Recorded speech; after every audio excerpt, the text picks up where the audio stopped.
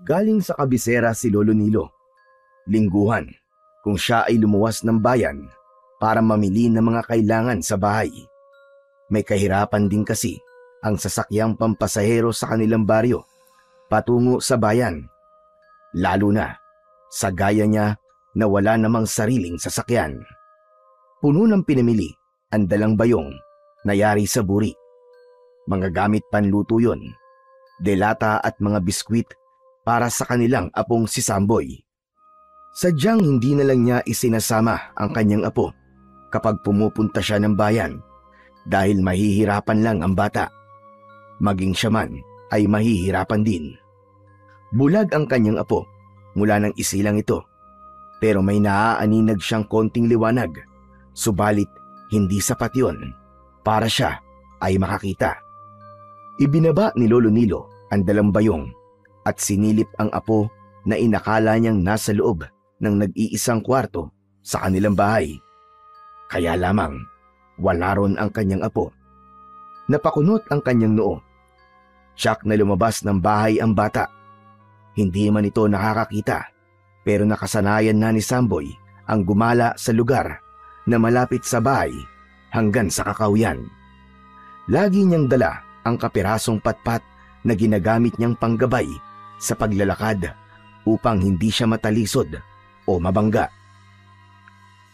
Pabihira na naman talaga, oo. Hindi na naman ako pinakinggan ni Samboy. Kabilin-bilinan ko sa kanya na huwag siyang aalis ng bahay hanggat hindi ako nakakauwi.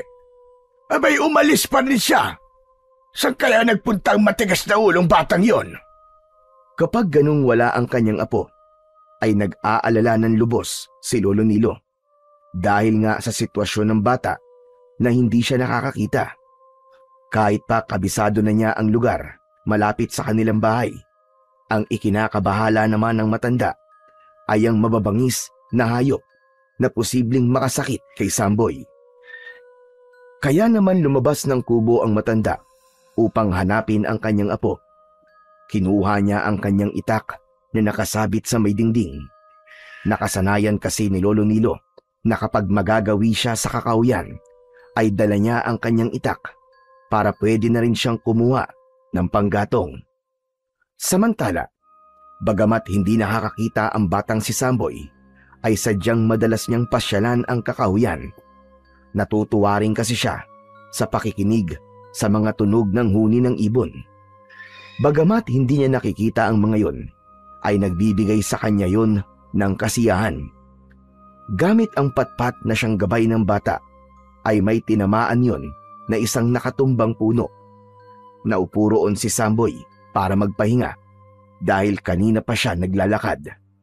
Pagkaupo niya sa nakatumbang puno, ay naramdaman niyang may mga yabag at kaluskos malapit sa kanya. Sa isang taong hindi nakakakita, ay binayayaan sila ng malakas na pakiramdam at pandinig. Dahil yon ang ginagamit nila upang malaman kung anong meron sa kanyang paligid. Kiko? Kiko, ikaw ba yan? Kiko, pagtitripan mo na naman ako, no? Ikaw talaga, pasaway ka. Walang sumagot sa tanong ni Samboy. Saglit pang nakiramdam ang bata, pero nawala ang ingay na kanina pa niya naririnig.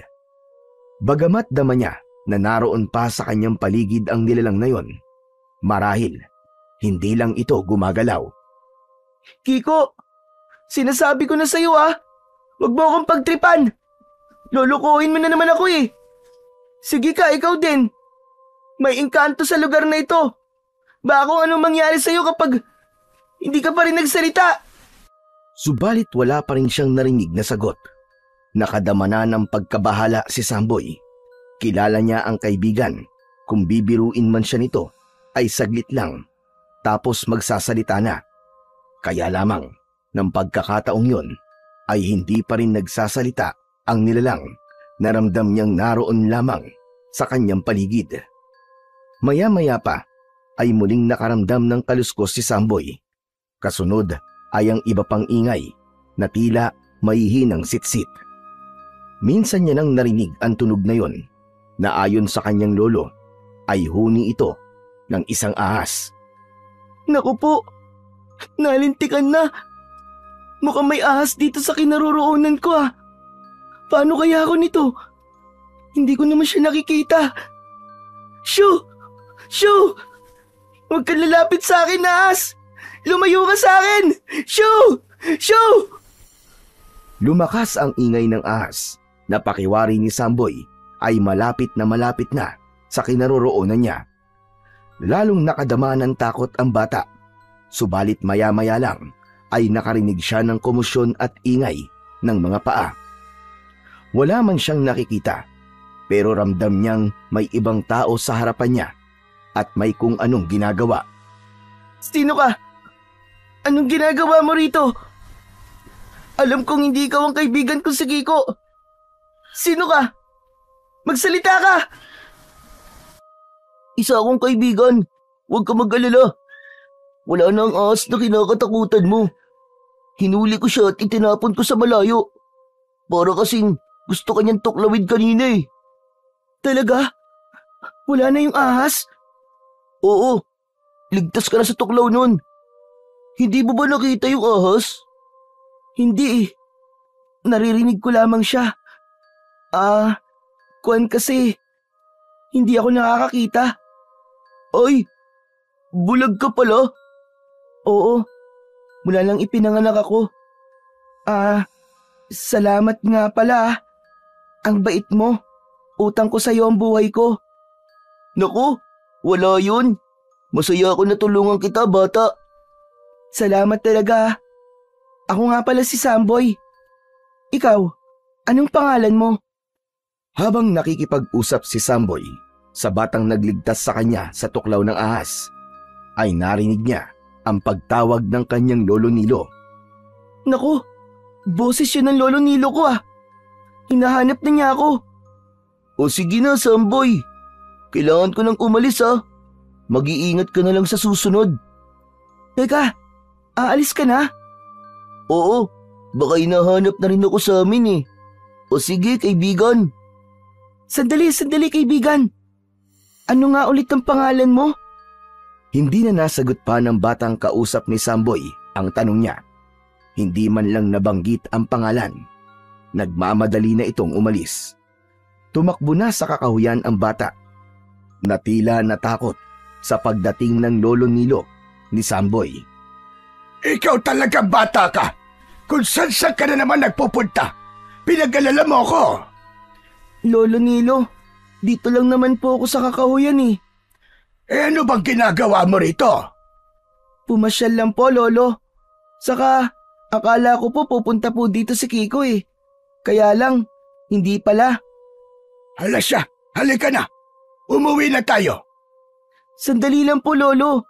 May nakita po ba kayong bata kanina? Ano ka mo? Bata? Abay wala po. Ikaw lang mag-isa rito eh. Bakit? Kanina po kasi, may kasama po akong bata rito. Tinulungan pa nga po niya ako eh. Iniligtas po niya ako sa kagat ng ahas. May ahas po kasi kanina na gusto pong tumuklaw sa akin. Ano ka mo? Aba, mabuti na lamang at walang masamang nangyari sa'yo.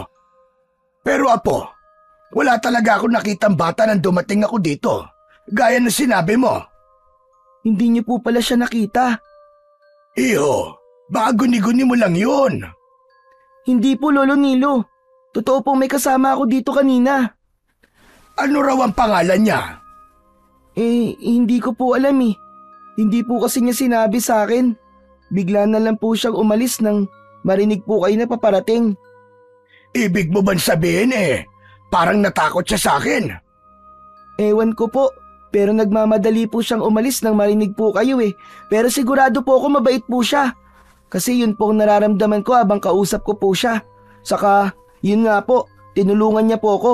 Iniligtas niya po ako dun sa ahas na muntik nang tumuklaw sa akin. Kung sino man ang batang sinasabi mo, dapat lang talagang magpasalamat ka sa kanya dahil tinulungan ka niya. Kaya nga po eh.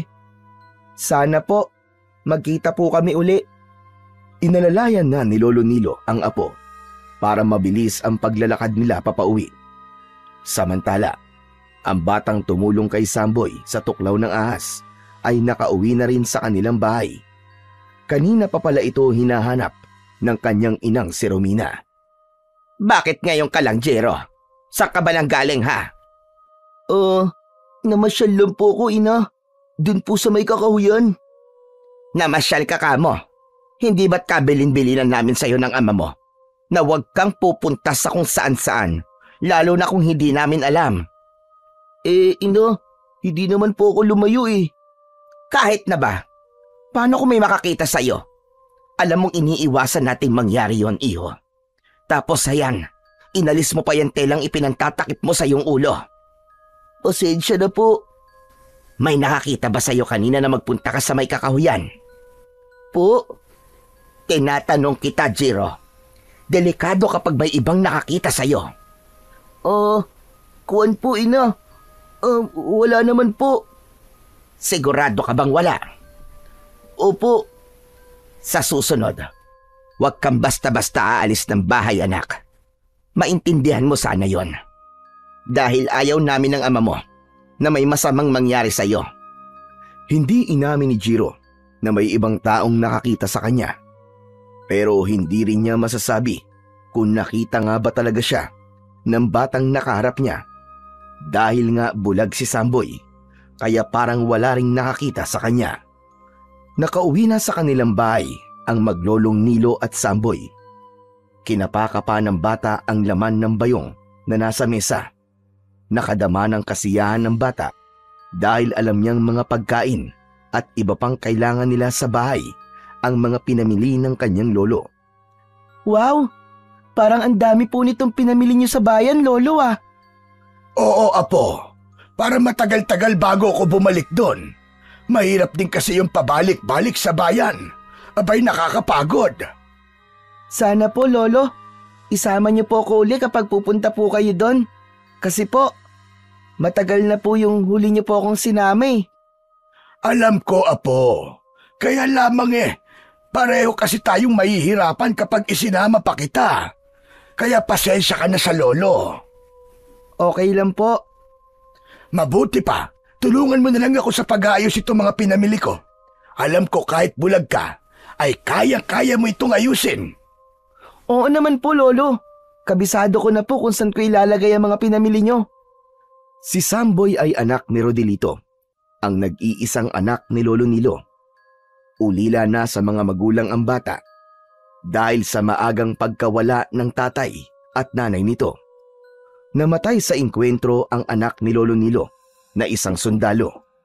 Ang nanay naman ng bata ay namatay sa sakit at depresyon dahil sa pagkamatay ng asawa. Kaya mag-isang itinaguyod ni Lolo Nilo ang kanyang apo. Masaya naman siya na may apong naiwan sa kanya. Kahit wala na ang asawa niya, ay ito ang nagpapasaya sa kanya. Yun nga lang, hindi mawala-wala ang kalungkutan ni Lolo Nilo dahil sa kalagayan ng kanyang mahal na apo.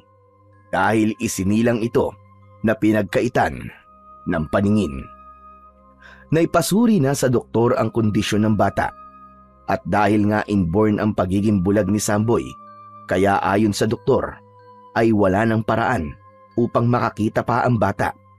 Kung may paraan man sa kalagayan nila sa buhay na isang kahit isang tuka lamang, ay wala rin silang kakayahan upang maipagamot o mapa-opera ang bata. Kaya maluwag sa dibdib na natanggap na lamang ni Lolo Nilo ang kapalaran ng kanyang apo. Subalit may ipinaalam ang kapitbahay na si Betty na paraan na baka sakaling pwedeng makatulong sa kalagayan ng apo ni Lolo Nilo. Ito nga ay ang tungkol sa mutya ng ibong kwago na posibleng maging paraan upang makakita si Samboy. Nako, Betty! Kwentong barbero na naman niya sinasabi mo sa akin. Totoo nga yun, Nilo. Narinig ko yun mula pa sa lolo at lola ko na ipinasa naman mula sa kanilang ninuno. Sabi nga nila, may taglay na kapangyarihan at bisa ang mutya galing sa kwago. Ano ka mo? Mutya ng kwago? Oo. Di nga ba ang ibong kwago ay may malalaking mga bata? Tapos, kung gabi Malinaw na malinaw ang kanilang paningin. Baka dahil sa katangian nyo ng ibon, malamang may bisa kay Samboy ang mutya ng kwago. Saan naman daw makukuha yon? Abay siyempre, sa kwago. Ang ibig ko sabihin, saan ako makakakita? Mahirap kasi makakita ng ganong ibon. Saka alam mo namang, sa gabi lang sila lumalabas dahil hirap sila lumipad kung araw. Mahina ang paningin nila sa liwanag at masakit sa kanilang mata ang sikat ng araw. Pero kung yun naman na makakatulong sa apo mo, bakit hindi mo subukan? Abay kung sa bagay, tama ka dyan. Mahirap man makahanap ng ganyong ibon. Kapatay magtaga ka. Sabi nga, kapag gusto, merong paraan. Kung ayaw, maraming dahilan. Pero dahil gusto ko, gagawa ako ng paraan, Betty. Tama ka doon. Kung gusto mo, samahan pa kita sa paghahanap ng ibong kwago. Hindi na kailangan, Betty. Baka mamaya kung ano pa mangyari sa'yo, di kasalanan ko pa. Hoy! Ano bang akala mo sa akin, Lampa? Wala kong sinabing ganun ka. Ikaw ang nagsabi nun. Nelo, gusto ko lang naman na tulungan ka. Para din sa apo mo. Hayaan mo at pag-iisipan ko. O sige, kapag nakadesisyon ka na, sabihin mo sa akin na agad-agad. Sasamahan kita sa paghahanap ng kwago para makuha natin ang kanyang mutya. Nasa bahay na si Lolo Nilo at oras na ng pahinga pero hindi pa rin siya dalawin ng antok. Hindi niya makalimutan ang sinabi sa kanya ni Betty na baka nga matulungan si Samboy ng mutya na maaaring makuha sa ibong kwago. Kung sakaling totoo man ang sinabi ni Betty at makakuha ako, siguradong magiging malaking tulong yung kay Samboy. Tiyak magiging masaya ang aking apo. Buo ang pag-asa ni Lolo Nilo na sana nga'y totoo ang tungkol sa mutya ng kwago. Natutulog ang apong si Samboy at pinagmamasdan ang bata. Wala siyang ibang hinangad kundi ang makabubuti para sa kanyang pinakamamahal na apo. Sa kabilang dako, sa lugar na kinaroroonan ng batang si Jiro, ay nag-uusap ang mga magulang nito na sina Romina at Arsenio tungkol sa kanilang anak, ang paksa ng kanilang usapan. Hindi mo dapat basta hinahayaang lumabas at nagpupunta kung saan-saan ang bata, Romina. Ay nako, Arsenio. Yun na nga eh. Yun ang paulit-ulit kong bilin sa kanya. Pero minsan nagiging pasaway. Alam mo naman ang kalagayan niya. Hindi siya katulad ng ibang bata. Iba ang itsura ni Jiro. Baka katakutan siya at kung ano ang gawin sa kanya.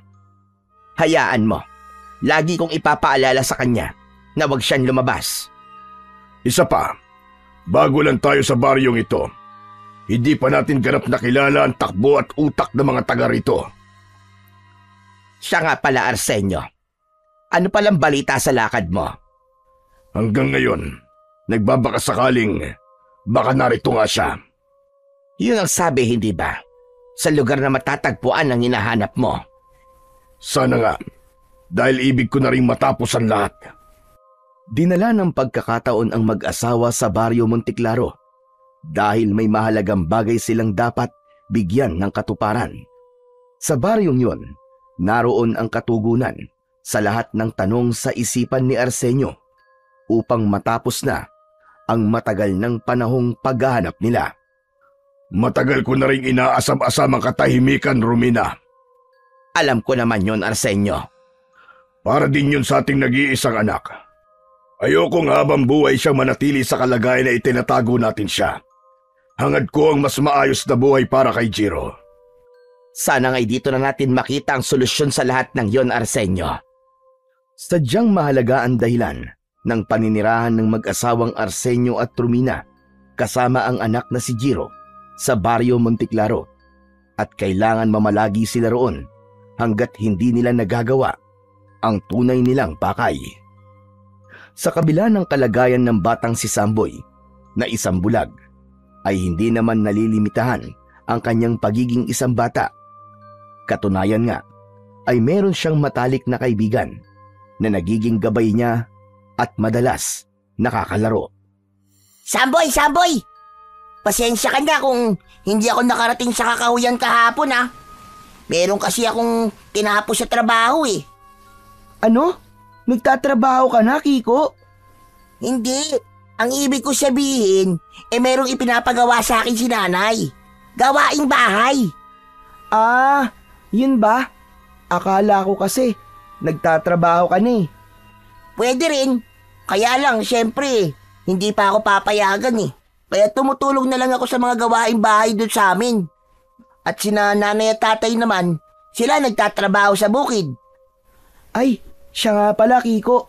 Meron akong ikikwento sa'yo. Kasi nga, nagkaroon ako ng bagong kaibigan. Ano ka mo? May iba ka ng kaibigan? Oo, pero syempre, ikaw ang best friend ko. Teka, Samboy, sino ba bago mong kaibigan? Baka pwede ko rin siya maging kaibigan. Hindi ko pa kilala eh. Ano? Pwede ba yun? Bago mong kaibigan tapos hindi mo kilala.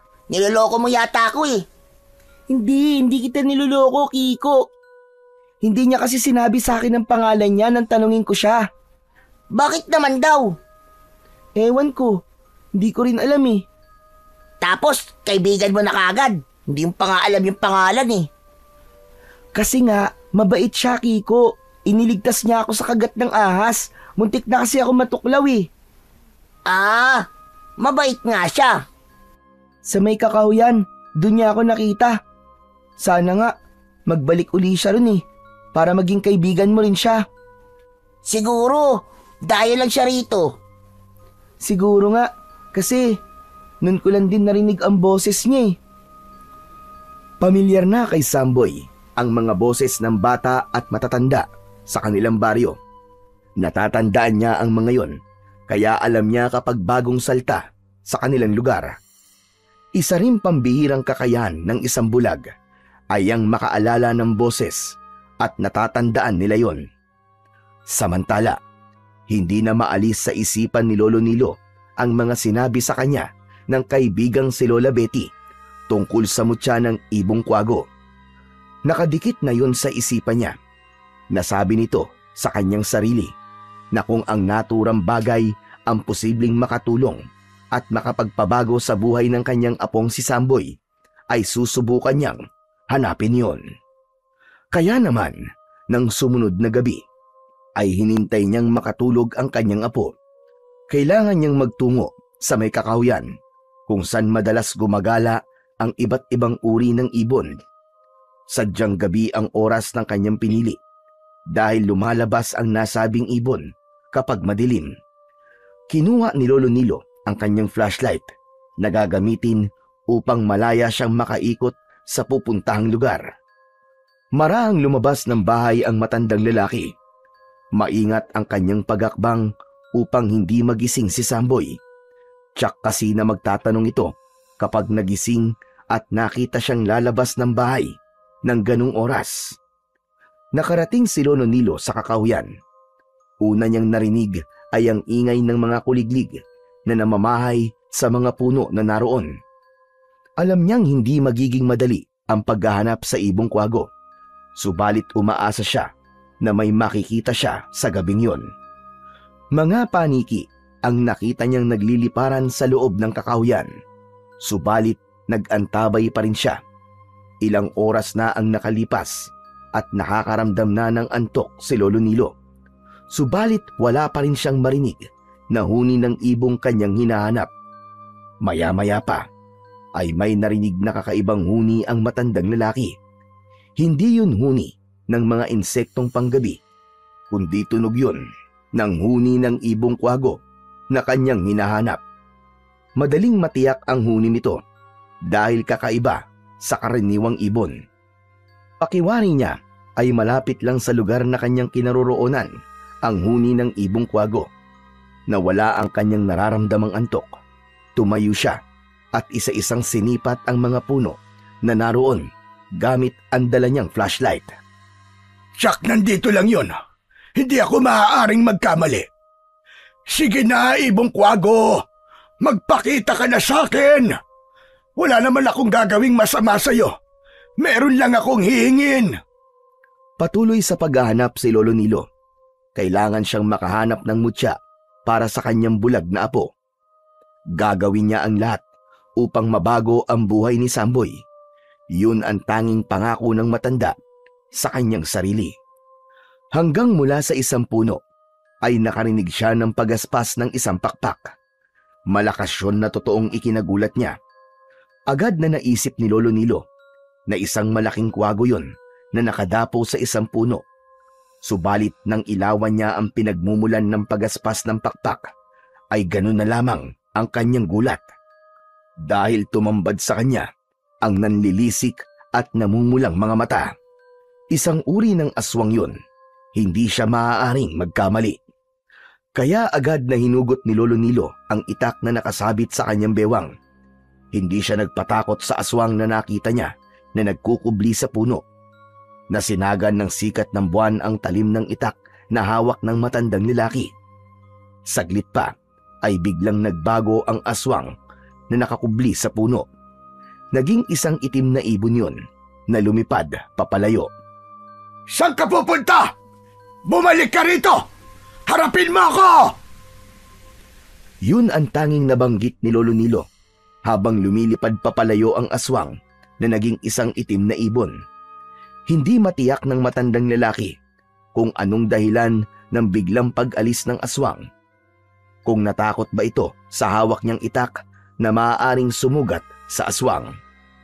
Sa pag-alis ng aswang na nakita ni Lolo Nilo, ay muling narinig ng matanda ang huni ng ibong kanina ay kanyang hinahanap. Tila suwerte ang naging hatid ng aswang na nakita niya kanina dahil natagpuan niya ang ibong kwago na kanyang hinahanap. Sabi ko na nga ba at makikita rin kita. Dahan-dahang lumapit si Lolo Nilo sa ibong kwago. Dahil nga mas matalas ang mata at malinaw ang paningin ng naturang ibon kapag gabi, kaya agad siyang nakita ng ibon. Ngunit bago pa mahuli ng matandang lalaki ang ibon, ay biglang lumipat ito sa ibang sanga. Naku po, mukhang pahihirapan pa yata ako ng ibong to ah. Minsan pa ay nagbakasakali si Lolo Nilo na mahuli ang ibong kwago. Kaya lang, hindi pala yun ganun kadali. Muli ay lumipad ang ibon papalayo. Kaya walang nagawa ang matandang lalaki, kundi ang manghinayang sa paglipad ng naturang ibon. Bigong umuwi si Lolo Nilo ng gabing yon. Magmamadaling araw na nang sapitin niya ang kanyang bahay. Nagising pa ang kanyang apo nang maupo ang matanda sa tabi ng higaan ng bata. Lolo, gising pa po kayo? Oo, apo.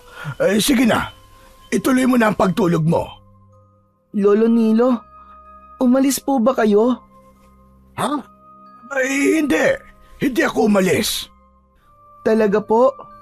Kasi po pakiramdam ko, umalis po kayo eh.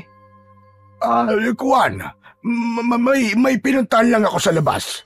May narinig kasi ako kanina. Akala ko kung may anong ligaw na hayop sa labas natin. Matulog na po kayo, Lolo. Baka po magkasakit pa po kayo kung di po kayo matutulog ng maayos. Sige, salamat. Salamat sa pag-aalala mo, apo. Sige na, matutulog na ako. Kaya't bumalik ka na sa pagtulog mo para lumaki ka pa. Sumunod si Samboy sa sinabi ng kanyang lolo. Nahiga uli ito upang ipagpatuloy ang pagtulog. Samantala, pinagmasdan naman ng matanda ang kanyang apo. Naaawa siya sa kalagayan nito. Alam niyang sa kabila ng pagkakaroon ng kapansanan sa paningin ni Samboy, ay lumaking masiyahin ang bata. Subalit bilang lolo, ay higit pa sa bagay na yon ang gusto niyang maranasan ng kanyang apo. Yun ay ang makakita ito. Bagamat sinabi na ng doktor na imposible na yon. Subalit iba ang tiwala niya sa mutya na kanyang hinahanap. Yun ang nais niyang subukan para sa kanyang nag-iisang apo.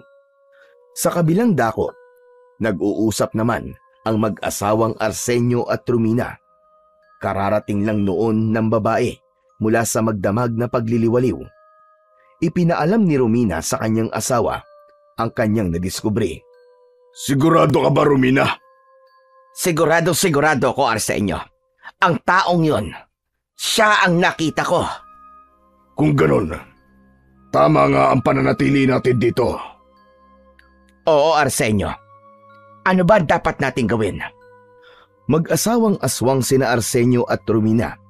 Galing sila sa magkaibang uri ng aswang. Si Arsenio ay mula sa uri ng aswang na kung tawagin ay abwak. Aswang na may kakayahang maging isang taong bayawak. Samantalang si Romina naman ay mula sa aswang na kung tawagin ay kubot. Lumilipad na aswang na nagiging isang itim na ibon. At bukod pa doon ay nagtataglay ng mahabang buhok na may kakayang pagalawin at gamitin para sa kanyang biktima. Mahalaga ang pananatili nila sa Baryo Monteclaro at may kinalaman dito si Lolo Nilo. Si Romina, ang itim na ibon na nakita ni Lolo Nilo. Subalit natakot siya sa matandang lalaki, kaya nagmamadaling umalis. Ano bang nakita mo sa taong sinasabi mo? Bakit basta ka na lamang umalis at iniwan siya? Nabahala ako, Arsenio. Natakot ako sa kanya. May kakaiba sa kanya? May pangontra ba sa gaya natin? Ewan ko. Dahil siguro sa nalalaman natin tungkol sa kanya. Hindi nga ba may taglay siyang anting-anting? Yun ang alam ko, Romina. Kaya tama lang talaga na umalis ka kagad. Pero hindi yun dapat maging hadlang. Pag-iingat ang dapat nating gawin at palakasin ang ating kapangyarihan para magawang labanan ng anumang taglay na anting-anting ng matandang yon. Tama ka. Kailangan pa rin ipagpatuloy natin ang ating plano. Dapat magbayad ang taong yon. Malaki ang atraso niya sa akin. Natitiyak kung malapit lang sa lugar na pinuntahan ko kagabi ang tirahan ng matandang yon. Kung ganon, yun ang dapat kong malaman. Lumipas ang magdamag. Bagamat atrasado na rin natulog si Lolo Nilo, ay maaga pa rin siyang nagising kinabukasan. Gumawa siya ng apoy sa kusina gamit ang palito ng posporo. Nang makagawa ng apoy, ay naglagay ng tubig sa takure upang pakuluan yon. Wala nang lamang mainit na tubig ang kanilang termos. Kailangan niyang uminom ng mainit na kape. Sapat na sa kanya ang kapilang. Yun ang nakasanayan niya. Pero kung minsan, naglalaga din siya ng itlog, hinog na saging o kamote para sa kanilang almusal ng kanyang apo. Nang kumulo ang tubig, ay kinuha ni Lolo Nilo ang takure na may laman at isasalin sa maliit na termos. Kasalukuyang magsasali ng mainit na tubig ang matandang lalaki nang biglang may tumawag ng malakas sa kanya. Napamura pa sa pagkakagulat si Lolo Nilo dahil bahagyang natapon ang mainit na tubig at dumiretso yun sa kanyang hita. Anak na kwago naman, oo! Bakit ka ba nanggugulat, Betty? Ikaw talagang matanda ka! Ang matandang kapitbahay na si Aling Betty pala ang tumawag ng malakas kay Lolo Nilo. Nabalilo, ang aga-aga ang init-init ang ulo mo. Galit ka kagad. Paano hindi iinit ang ulo ko kung ganiring natapunan ako ng mainit na tubig? Aba, muntik pang matapunan ang kwang ko. Buti na lamang sa hita. Aba, sakit kaya. Subukan mong itapon din sa hita mo. Naka, wag mo nga akong idamay, Danilo. Mainit pala bakit kung gusto'y matapunan ako? Teka, ano ba kailangan mo? Ang aga-aga nangiistorbo ka ng kapitbahay. Huwag ka nang masungit, Nilo. Masisira ang araw mo niyan. Nasira na, Betty. Dahil nga natapunan ako ng mainit na tubig. May pasensya ka na. Hindi ko naman sinasadya. Huwag ka nang mainis. Bakit nga ba ang aga-aga't nangangapit bahay ka na kagad? Mangyaring dinalhan kasi kita ng ginawa kong puto na yari sa bigas. Heto, ang puputi pa nga Salamat. O sige na, makakaalis ka na. Aba, hindi nagkakabuyan mo na ako. Hindi mo man lang ba ako yayayain magkape? Nagdala lang ako ng puto Dahil ba dinalhan mo ko ng puto kailangan pakapihin na kita? Ganun ba yon? Kung gusto mo lang naman. Kung gusto mo magkape, hayan, magtimpla ka. Huwag mo kong aasahang magtimpla ng kape mo. Ay naka, ikaw talaga Nilo. Dinaig mo pa ang babaeng may regla sa kasungitan. Sabi ko nga sa'yo, nasira ang araw ko dahil natapunan ako ng mainit na tubig. O sige ka, aalis na ako kung gano'n at baka mamaya buhusan mo ko ng kumuko ng tubig. Mabuti pa nga at umuwi ka na muna. Pero teka nga pala, Nilo. Nakita kita kagabi may pinuntahan ka. Saan ka pinanggaling? Wala ka na ron. Kita mo tao gano'n? Nagtatanong lang naman ako sa'yo Sabi ko nga sa'yo, wala ka ng pakialam. Ay nako, sige na nga. Sa susunod na araw na lamang ako makikipagkwentuhan sa'yo. Mukhang wala ka talaga sa kondisyon ngayon. Kundi ang gusto mo lang ay maging masungit. Bahala ka sa buhay mo, diyan ka na. Tumalikod na ang matandang babae. Hindi na muna niya kakausapin si Lolo Nilo dahil mainit ang ulo nito. Naisip niyang kasalanan din kasi niya dahil nagulat ang matandang lalaki nang bigla niya itong tawagin. Napangiti na lamang si Aling Betty na nagpatuloy sa paglalakad pauwi sa kanyang bahay. Napapailing na lamang si Lolo Nilo nang makaalis na ang matandang babae. Natatawa na lang din siya dahil sa ipinakita niyang kasungitan sa matandang babae. Pero ganun pa man, ay binigyan pa rin siya ng ginawa nitong puto. Marami-rami din ang putong ibinigay ng kapitbahay, sapat para maging almusal nila ng kanyang apo. Nagising na rin si Samboy at niyaya na ni Lolo Nilo na kumain. Nagtimpla siya ng kape para sa kanilang dalawa. Sanay na sa pag-inom ng kape ang bata. Palibhasa, yun kasi ang madalas bilhin ng matandang lalaki. Paminsan-minsan lang bumili ng gatas kapag may sobrang pera. Pagkatapos mag-almusal, ay nagbilin si Lolo Nilo kay Samboy na manatili sa bahay. Huwag itong lalabas dahil meron siyang pupuntahan. Pumayag naman ang bata, kaya agad na naghanda ang matanda upang bumalik sa kakahuyan. Babalikan niya ang ibong kwago na nakita niya nung nakaraang gabi. Natitiyak niyang dun lang yun namamalagi. Marahil nga ay natutulog pa ito kapag araw. Kaya yun ang tamang pagkakataon upang mahuli niya yon. Nang makarating na sa kakahuyan si Lolo Nilo, ay iba't ibang huni ng ibon ang doon ay kanyang naririnig. Maliwanag ang lugar na yon at maraming puno, kaya maraming ibong ang doon ay tumatambay. Ang iba ay gumagawa pa ng pugad sa matataas na sanga ng mga puno. Subalit kakaiba ang huni ng ibong kwago na agad na umagaw ng kanyang pandinig, kaya pilit niyang hinanap yon. Tila kinakasihan siya ng pagkakataon dahil agad niyang nasumpungan ang hinahanap na ibon. Nakadapo ito sa isang sanga. May kalakihan ng ibon na yon kesa sa pangkaraniwang nakikita niya. Dahan-dahang lumapit sa naturang ibon si Lolo Nilo.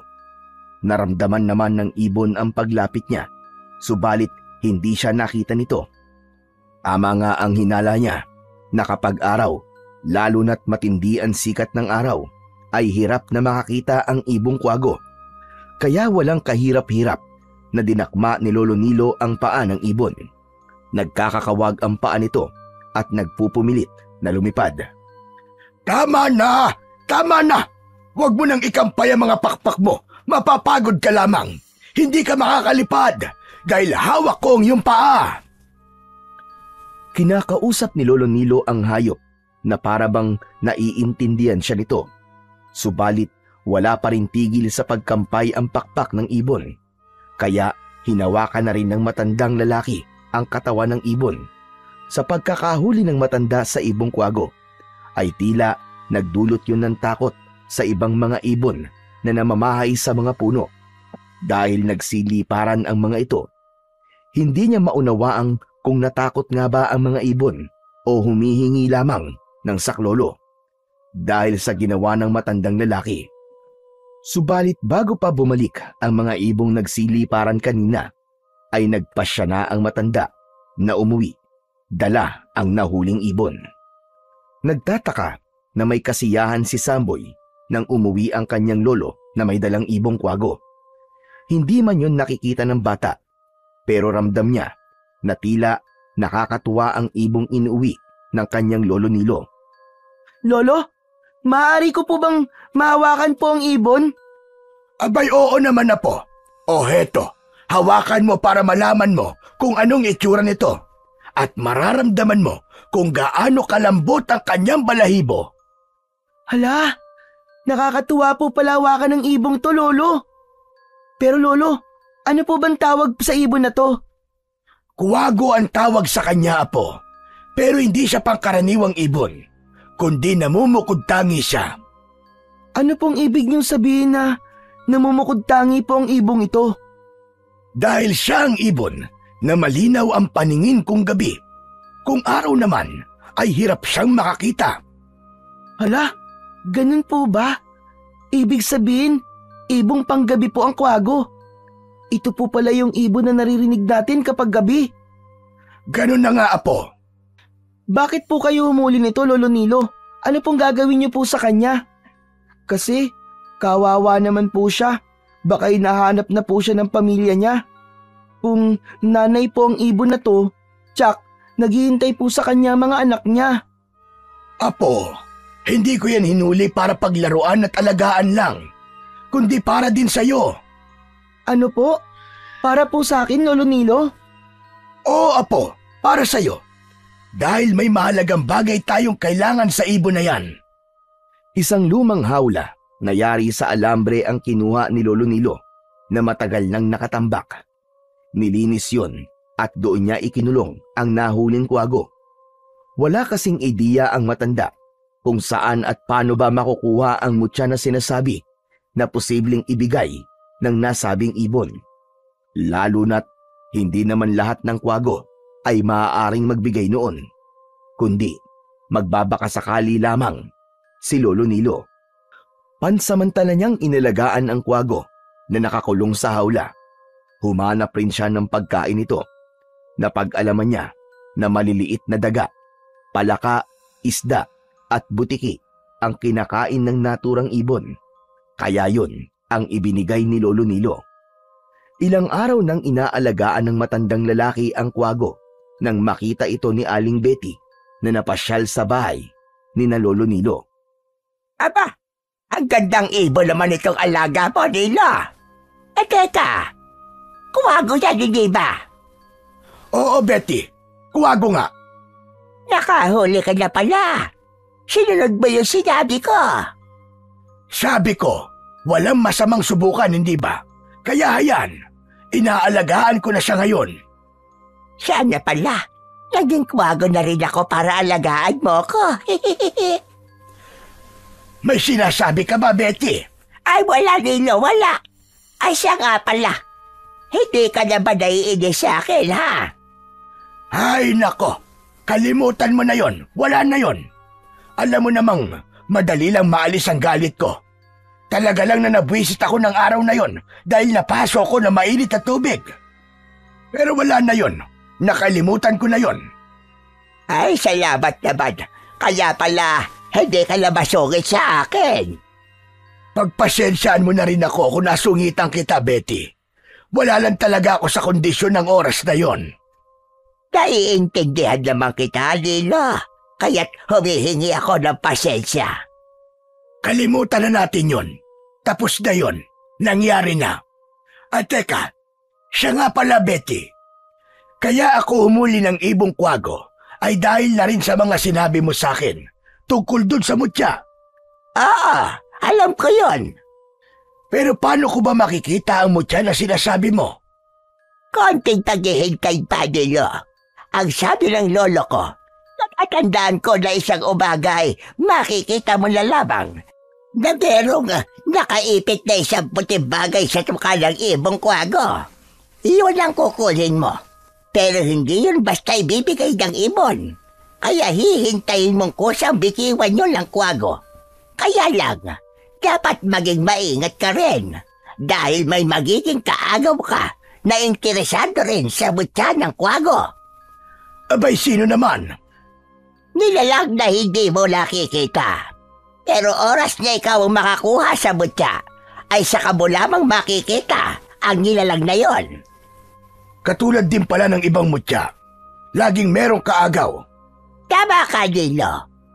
Ako lang naman ang mutya na walang kaagaw kung kukunin mo. May ibinubulong ka na naman ba, Betty? Ikaw naman, Nilo, kung ano-ano naririnig mo. Kinakausap ko lamang ang sarili ko. Mag-iingat ka. Baka mamaya sumagot ang sarili mo sa'yo. Nako, mahirap na. Natawa na lamang si Lolo Nilo sa mga ikinikilos ni Aling Betty. Iba na kasi ang napapansin niya sa matandang babae. Pero binaliwala lang yon ng matandang lalaki. Hanggang sa isang umaga nga, unang nagising si Samboy at narinig niya na maingay at panay ang huni ng ibong kwago. Ano ba nangyayari sa'yo, kaibigang ibon? Bakit ba ang ingay-ingay mo dyan? Nagugutom ka ba? Nako, pasensya ka na kasi tulog pa si Lolo Nilo eh. Siya lang ang pwedeng magpakain sa'yo. Hindi ko kasi alam kung saan nakalagay ang ipinapakain niya. Samantala, gising na rin si Lolo Nilo at narinig ng matanda na kinakausap ni Samboy ang ibong kwago. Kaya bumangon ang matandang lalaki at lumapit sa kanyang apo. Sa paglapit ni Lolo Nilo sa bata, ay agad na umagaw ng kanyang atensyon ang maingay na kwago at nang tignan niya ay nakita niya ang isang maputing bagay na tila biglang kumislap ang nakaipit sa tuka ng ibon. Eto na yata yun. Eto na yata ang pinakahihintay ko. Lolo, ano po ba yun? Ano po yung sinasabi niyong pinakahihintay niyo? Yung nakaipit sa tuka ng ibong kwago. Alin nga po, Lolo? Ang pinakahihintay kong mutya, inilabas na ng ibon. Hala, kunin niyo na po, Lolo Nilo. Kunin niyo na po. Oo, Apo. Walang ibang dapat nakakuha niyan, kundi ako. Sinubukang kunin yon ni Lolo Nilo, subalit hindi yun mahila-hila ng matanda. Kaya nag-alala siya na malunok uli yun ng ibon at hindi niya na makuha pa. Saglit na nag-isip ng dapat gawin ang matanda. Kinuha niya sa taguan ang maliliit na hayop na pagkain ng ibong kwago. Dinala yun ng matanda. Nakita ng kwago ang bitbit ni Lolo Nilo. Kumampay ang pakpak ng kwago na tila nasiyahan sa nakitang pagkain na dala ng matanda. Sa paglapit ng maglolo sa kwago, ay biglang binitiwan ng ibon ang nakaipit na puting bagay sa kanyang tuka. Agad naman yung sinunggaban ni Lolo Nilo dahil malakas ang kutob niyang yun na nga ang hinihintay niyang mutya. Kasabay ng pagkakakuha ni Lolo Nilo sa puting bagay na binitiwan ng ibon, ay isang malakas na suntok ang naramdaman ni Lolo Nilo. Muntik nang matumba ang matandang lalaki sa lakas ng pagkakasapak sa kanya. Aray ko! Sino ka? Bakit ka nananakit? Nagtatakang nakatingin lamang si Samboy sa kanyang Lolo Nilo. Dahil sa nangyari kay Lolo Nilo, ay naalala niya ang sinabi ni Aling Betty. Normal na may manakit sa kanya, pero hindi niya basta makikita. Kaya ikinusot ni Lolo Nilo ang hawak na puting bato sa kanyang mga mata. Nanlaki ang mga mata at nanghilakbot ang matandang lalaki dahil sa kanyang nakita. Nakakatakot at may malaking bunganga na puno ng maliliit subalit matutulis ng ngipin ang nilalang nakaharap niya. Ito na nga kaya ang aagaw sa kanya ng mutya ng kwago. Kaya naging maagap si Lolo Nilo. Bago pa siya balikan at saktan uli ng naturang nilalang, ay agad na umigkas ang kamao ng matandang lalaki at tumama ito sa muka ng halimaw. Nakakatakot ang itsura ng halimaw na nakita ni Lolo Nilo. Kaya lamang, mahinang klase pala ito ng halimaw. Mas malakas manakot kaysa ang makipaglaban. Bumulagta ang halimaw sa lupa dahil sa sapak ng matandang lalaki.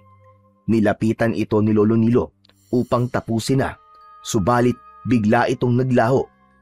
Nagpalinga-linga pa siya sa paligid na baka nagtatago lang yun. Subalit talagang wala na ang naturang nilalang. Kasiyahan ang naramdaman ni Lolo Nilo dahil alam niyang yun na ang sagot sa paghahanap niya sa mutya ng kwago na gagamitin niya para matulungang makakita ang kanyang apo. Ang mga pangyayari ay nakita ni Samboy, subalit nananatiling tahimik lang ang bata. Gumawa ng isang maliit na supot na yari sa balat ng hayop si Lolo Nilo. Nilagyan niya yun ng perdible at isinabit sa suot na short ni Samboy. Ano po yung ikinabit niyo po sa salawal ko, Lolo Nilo? Isang pangontra yan na po. Saan po? Sa usog. Kaya hayaan mo lang na nakakabit ito sa suot mong short. Lolo naman hindi naman po ako sanggol malaki na po ako. Di po ba, sanggol lang pong nilalagyan ng ganito na kontra-usog? Po, hindi lang sanggol ang nauusog. Saka proteksyon mo rin yan para sa mga kakatwang nilalang na maaaring paglaruan ka. Lalo na, madalas kang pumupunta sa kakahuyan, hindi ba? Hindi na nagtanong pa si Samboy. Sapat na yung mga sinabi ng kanyang lolo. Subalit ang tungkol sa mutya na ikinabit ni Lolo Nilo sa salawal ng apo ay hindi pa niya magawang sabihin. Mas mainam na wag munang ipaalam yon kay Samboy. Ayaw niyang umasa ang kanyang apo sa magiging bisa ng mutya kapag sinabi niyang posibleng makakita siya dahil doon. Kaya minabuti niyang ilihim na lang muna. Saka na lang niya ipapaalam ang totoo kapag nangyari na ang kanyang inaasahan. Samantala, sa kabilang dako naman ay naghahanda ang mag-asawang sina Arsenio at Romina na mula sa uri ng aswang kubot at abwak. Aalamin niya ang kinaroroonan ni Lolo Nilo na nakita ni Romina nang minsang pumasyal siya sa kakahuyan na nasaan yung aswang kubot. Mahalagang malaman natin kung saan nakatira ang matandang lalaki na nakita mo sa kakahuyan, Romina. Dahil sisingilin natin siya sa malaki niyang kasalanan sa aking angkan. Siya ang pumatay sa iyong ninuno. At ang dugo ng taong yon ang gagamitin din natin para sa ating anak na si Jiro. Tama ka, Romina. Isinilang ang anak natin na may nakakatakot na anyo at wala tayong magawa upang mabago yon. Gaya ng sabi sa atin, dugo lamang ng isang antingero na pumatay sa iyong ninuno ang makapagpapabago ng anyo ng anak natin. Kailangan ipanghilamos niya ang dugo upang mawala ang nakakatakot niyang itsura. Tama ka. Kawawa naman ang anak natin na taglay ang nakakatakot na itsura. Hindi gaya natin na nagiging nakakatakot lamang ang ating anyo kapag nagiging aswang tayo. Kaya nga, Arsenio, gagawin natin ang lahat upang makaganti tayo sa taong yon at magamit ang kanyang dugo para sa ating anak. Naghahanda na sa pag-alis ang mag-asawang aswang nang makita sila ng kanilang anak na si Jiro. Ama, ina, saan po kayo pupunta? May mahalagang bagay lang kaming dapat gawin, anak. Gusto ko po sumama sa inyo. Hindi maaari, anak. Mas mainam kung dito ka na lamang sa bahay natin. Pero ama, ibig ko pong sumama sa inyo eh. Jiro, anak, huwag nang matigas ang ulo mo. Mapanganib kung sasama ka sa amin. Huwag nang matigas ang ulo, Jiro. Kasi po, lagi na lang po akong bawal lumabas ng bahay. Nakakainip na rin po dito eh. Gusto ko po magkaroon ng maraming kaibigan. Anak, kaya nga kami aalis ng iyong ama dahil maghahanap kami ng paraan upang mabago na ang iyong itsura. Para sa ganun, ay magawa mo na ang gusto mo, anak. Makakalabas ka na kahit anumang sandaling naisin mo dahil wala nang matatakot sa'yo. Gusto mo yun, hindi ba? Opo, ama. Pero meron na po ako naging kaibigan eh. Baka pwede po ako makipagkita ulit sa kanya. Pero anak, ina, hindi po siya nakakakita, bulag po siya. Kaya alam ko pong hindi po siya matatakot sa akin. anak, saka na lang natin pag-usapan ang bagay na yan. Ang mahalaga ngayon ay makaalis na muna kami ng iyong ama. Bukas, saka natin pag-usapan ang tungkol sa kaibigan mo, anak. Kung gusto mo, sasamahan pa kita sa pakikipagkita mo sa kanya. Natuwa ang batang si Jiro sa sinabi ng kanyang ama. Kaya hindi na siya nagpumilit pang sumama sa lakad ng kanyang mga magulang. Nagbago na ang anyo ng mag-asawa. Naging aswang abwak na si Arsenio. Samantalang naging aswang kubot naman si Aling Romina. Saka nagpaalam na sa anak upang gawin ang kanilang pakay. Samantala, gamit ang taglay na pang-amoy ng aswang kubot na si Romina, ay naiwan sa kanyang gunita ang amoy ni Lolo Nilo, kung kaya natuntun kagad nila ang tirahan nito. Sa lugar na ito, dito naninirahan ang matandang nakita ko sa kakahuyan. Ang bahay na yun, posibleng yun ang tirahan niya. Wala siyang kamalay-malay na may aswang na aatake sa kanya. Dapat tayo mag-ingat, Romina, dahil isa siyang antingero. Oo, alam ko yon. Ano pang hinihintay natin? Salakayin na natin siya. Wag muna. Dapat makiramdam na muna tayo at magmanman. Isa pa, kailangan natin ng buhay ang matandang yon dahil sa dugo niya.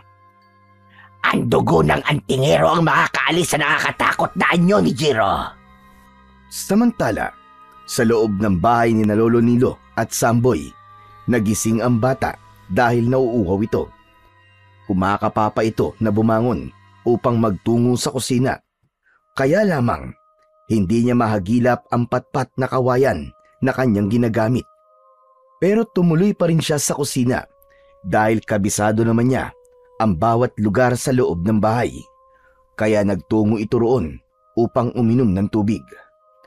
Pabalik na siya sa kanyang higaan nang magising ang kanyang Lolo Nilo. Tinanong siya nito at sinabi niyang uminom lang siya ng tubig sa kusina. Babalik na sana sa pagtulog ang bata nang may marinig silang ingay mula sa labas ng kanilang bahay. Ingay yun na likha ng kung anong nilalang. Sinundan pa yon ng mga alulong ng aso na nagpapatunay na may kung anong nakikita ang mga hayop sa labas. Ang ingay ng mga aso! Oo nga po. Parang may kung ano nakikita sila. Sige na, Apo. Huwag mo nalang pansinin ang mga maiingay na aso na yan. Mamaya lang ay tatahimik na din ang mga yan. Ngunit lalong lumakas ang ingay sa labas at alulong ng mga hayop. May pagaspas ng lumilipad na kung anong nilalang. Tumayo na si Lolo Nilo. Iba kasi ang kanyang nararamdaman. Bago ito magtungo sa pintuan ng bahay, ay may kinuha ito sa likod ng pintuan. Isang maliit na palakulyon na doon ay nakasabit. Lolo? Lolo, bakit po? Dito ka lang, Apo. Huwag kang lalabas dyan. Meron lang akong ibig tiyakin. Lolo, mag-iingat po kayo ha. Lumabas na ng bahay si Lolo Nilo upang tignan kung saan ba nanggagaling ang ingay. Agad na bumungad sa matandang lalaki ang aswang na kubot na si Romina. Nanlilisik ang mga mata at nakabukas ang bibig na may maliliit at matatalas na ngipin. Habang mahabang buhok ay nakakalat sa ere na tila mga ahas na may buhay at gumagalaw. Sinasabi ko na nga ba, may aswang na narito lang sa paligid ng aking bahay. Matagal ka na naming hinahanap at dinala kami ng tadhana sa lugar na ito upang pagbayarin ka, tanda. Ano ba sinasabi mo? Wala akong atraso sa kahit na kaninong aswang. Nagsisinungaling ka ba talaga?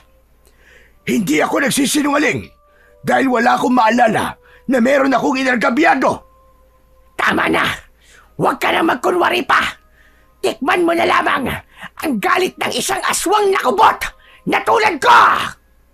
Nagsipaggalawan ang mahahabang buhok ng kubot at ito ay lumingkis sa braso, sa liig at sa katawan ng matandang lalaki. Anong ginagawa mo sa akin?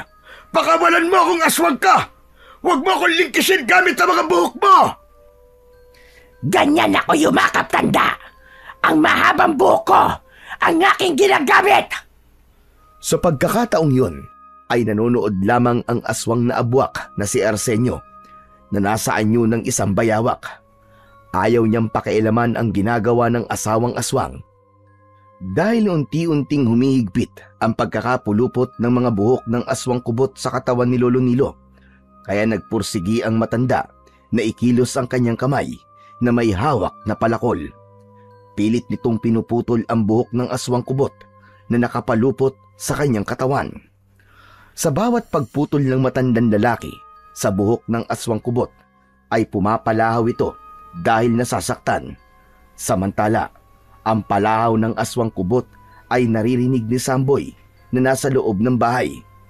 Dahil sa lakas ng sigaw ng aswang ay napatayo ang bata mula sa pagkakaupo at nagtuloy-tuloy sa pintuan ng bahay. Hindi napansin ni Samboy na hindi niya kinailangan ng anumang patpat o gabay upang pumunta sa may pintuan, kundi tuloy-tuloy lamang siyang nagpunta roon na walang anumang nababanggang gamit sa bahay.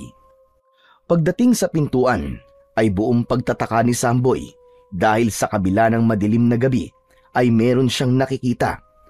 Malinaw na nakita niya ang kanyang lolo habang nakikipaglaban ito sa aswang kubot. Ganun na lamang ang pagkagulat at takot ni Samboy. Tama na yan! Tama na! Maawa ka sa lolo ko!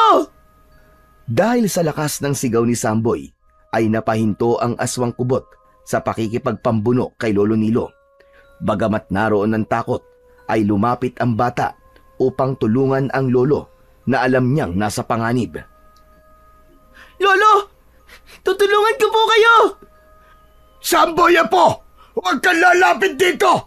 Huwag! Lumayo ka, Apo! Huwag kang lalapit sa aswang! Pero lolo, hindi ko po kayo pwedeng pabayaan! Apo, makinig ka sa akin! Hayaan mo na ako! Kaya ko ito! Habang nangyayari ang mga ganong bagay, ay walang kaalam-alam ang maglolo na may pagbabago na hindi nila napapansin. Dahil nakakakita na si Samboy at natutunghayan ito ang mga nagaganap sa kanyang Lolo Nilo. Hindi rin namamalayan yun ng bata na nakakakita na siya dahil nangingibabaw sa kanya ang takot at pagkabahala sa mga nangyayari. Samantala, habang nanonood ang aswang na abwak na si Arsenio, ay may kakaiba siyang naramdaman. May kung anong enerhiya na tumutulak sa kanya at taglay yun ni Samboy. Napatingin ng aswang abwak sa bata at gamit ang kanyang mga mata bilang aswang na nasa anyong bayawak ay nakita nito ang kakaibang kislap ng mutya na nakasabit sa short ng bata. Napaurong ang taong bayawak. May hindi magandang pakiramdam ang hatid nun sa kanya. Ganon din ang nararamdaman ng aswang kubot na si Romina. Tila nanghina ang lakas ng mga buhok niyang gumagalaw na parang ahas. Unti-unting kumalas ang pagkakapulupot nun kay Lolo Nilo. Dahil sa kakaibang pakiramdam na yon, ay nagsipulasan na ang mag-asawang aswang. Hindi nila kayang matagalan ang lugar na yon dahil sa kakaibang enerhiya na kanilang nararamdaman. Ang enerhiyang yon ay inilalabas ng mutya ng ibong kwago na naroon kay Samboy. Samantalang wala namang kaalam-alam ang bata sa bagay na yon. Nang ganap nang mawala ang mag-asawang aswang, ay nagmamadaling nilapitan ni Samboy ang kanyang Lolo Nilo na hawak pa ang liig at hinahaplos yun. Bakit po, Lolo? Masakit po ba leg nyo? Konti lang, Apo, dahil sa pagkakapulupot ng buhok ng aswang kubot na yon. Nakita ko nga po kanina, Lolo Nilo, kung paano po humiyaw ang aswang dahil sa ginagawa niyo pong pagputol sa kanyang mahabang buhok. Saglit na natigilan si Lolo Nilo sa sinabi ng apong nasa harapan niya. Teka, ano ulit? Ano sinabi mo, Apo? Nakita mo ang ginawa ko sa aswang? Opo, Lolo Nilo. Hala, Lolo Nilo, nakikita ko po kayo. Nakakakita na po ako. Oo nga, Apo. Kaya nga nagtataka ko sa mga sinabi mo. Totoo, kanina ka pa nakakakita nang lumapit ka kanina para tulungan ako. Opo, Lolo, tama po kayo. Dahil nakita ko po lahat. Napanood ko po ang mga nangyari kanina. Kung ganon, nakakakita ka na nga, Apo. Mabisa nga pala at totoong may kakaibang kapangyarihan ng mutya. Ano? Mutya po? Oo, Apo. Ang mutya ng ibong kwago na nasa iyo. Tignan mo ang nakaperdible sa short mo na ikinabit ko. Kinapa ni Samboy ang sinasabi ni Lolo Nilo. Nakita nga niya ang maliit na supot na nakaperdible. Kinuha yun ng bata. Ito po ba, Lolo Nilo? Ang sabi niyo po sa akin, kontra po to sa usog. Apo, sinabi ko lang yon para hindi ka umasa. Pero totoo nga pala. Salamat sa Diyos at sa mutya. May bisa sa iyo, mutya ng kwago. Nakakakita ka na, Apo. Oo nga po. Hindi rin po ako makapaniwala, Lolo Nilo. Ang sarap po pala na merong nakikita. Malinaw na malinaw ko po kayo nakikita, Lolo. Nakikita ko po ang lahat sa paligid. Pati po ang itsura niyo, Lolo. Totoo po palang maganda po kayong lalaki. Ay, konti lang, Apo. Saka ikaw rin naman, magandang lalaki ka. Dahil lagmana ka sa akin. Dahil wala na nga ang mga aswang, ay pumayapa na rin ang tensyon na kanina ay nangyari. Kaya pumasok na ng bahay ang maglolo. Masaya sila dahil nga nalaman nila ang bisa ng mutya kay Samboy. Subalit hindi pa rin sila dapat maging palagay dahil ang mga aswang na kanina'y nakaharap ng matandang lalaki ay maaaring magbalik upang minsan pa'y guluhin sila. Mag-uumaga na at dahil pagod ang maglolo sa dami ng mga nangyari ng gabing yun ay nakatulog sila. Lagpas 9:00 na ng umaga nang magising si Samboy, samantalang natutulog pa rin sa tabi niya ang kanyang Lolo Nilo. Lolo! Lolo Nilo, gising po! Gumising po kayo! Ano ba yun, Apo? Bakit? Ano ba nangyayari sa'yo? Aba, teka. Umiiyak ka ba? Bakit ganun po, Lolo? Anong bakit ganun? Madilim po. Madilim, wala po akong makita. Katulad po uli ng dati. Hindi po ako makakita. Bulag na naman po ako. Ano ka mo? Totoo ba ang sinasabi mo? Teka. Kusot-kusutin mo lang ang mga mata mo. Baka puno lang niya ng muta. Lo, wala po talaga akong makita. Bulag na naman po ako. Agad na hinanap ng matandang lalaki ang nakaperdibling mutya ng ibong kwago sa suot na salawal ng apo. Naroon naman yon at nananatiling nakakabit. Aba, nariyan naman ang mutya. Pero bakit ganun?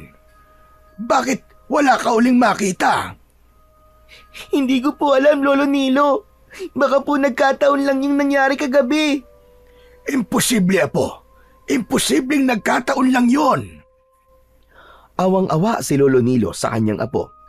Inakala ng bata na mamamalagi na ang pangyayaring yon na nakakakita na siya. Kaya lang, bakit bumalik siya sa dati niyang kalagayan? Samantala, dahil sa nangyari sa nakalipas na gabi, ay lalong nabahala ang mag-asawang Arsenio at Romina. Tila nagkaroon sila ng problema sa kanilang pinaplano dahil ramdam nila na may maaaring humadlang sa kanilang planong paghihiganti kay Lolo Nilo at ang magiging lunas sa kalagayan ng kanilang anak. Wala silang kaalam-alam na nakasalisi na naman ang kanilang anak na si Jiro. Nakalabas siya ng bahay na hindi nalalaman ng mag-asawa. Ang buong akala nila ay nasa loob ng kanyang kwarto ang bata. Dahil sa kalungkutang nararamdaman ng batang si Samboy, ay mag-isa itong umalis ng bahay at nagtungo sa kakahuyan. Hindi pa rin mawala sa isipan niya ang mga nangyari. Buong akala niya ay permanente na siyang makakakita. Pero naging pansamantala lamang pala. Malungkot na naupo si Samboy sa katawan ng isang putol na puno sa may kakahuyan. Wala roon ang kanyang kaibigang si Kiko dahil kapag ganung oras ay marami pa itong ginagawa sa bahay nila. Pero habang nag-iisang nakaupo sa lugar na yon si Samboy, ay nakaramdam siya ng ibang tao roon. Sapagkat batid niyang hindi yun ang kaibigan niya, kaya agad siyang nagtanong. Sino ka? Anong kailangan mo? Ako to, si Samboy. Ikaw? Oo, yung bago mong kaibigan na nagligtas sa'yo sa tuklaw ng ahas. Salamat, nandito ka uli. Ay teka, bago ko makalimutan. Ano nga palang pangalan mo? Pasensya ka na, hindi ko pa kasi alam eh. Hindi mo kasi ako sinagot nung tanungin kita eh. Umalis ka kasi kagad.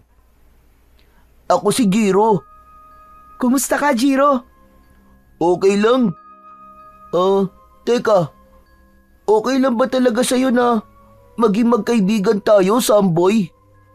Oo naman. Kahit ganito ako? Bakit? Mukhang mabait ka naman ah. Hindi mo kasi ako nakikita kaya ganyan ang sinasabi mo eh. Mukha ako mabait. Pero kapag nakita mo ang itsura ko, baka matakot ka sa akin. Ba't naman ako matatakot sa'yo?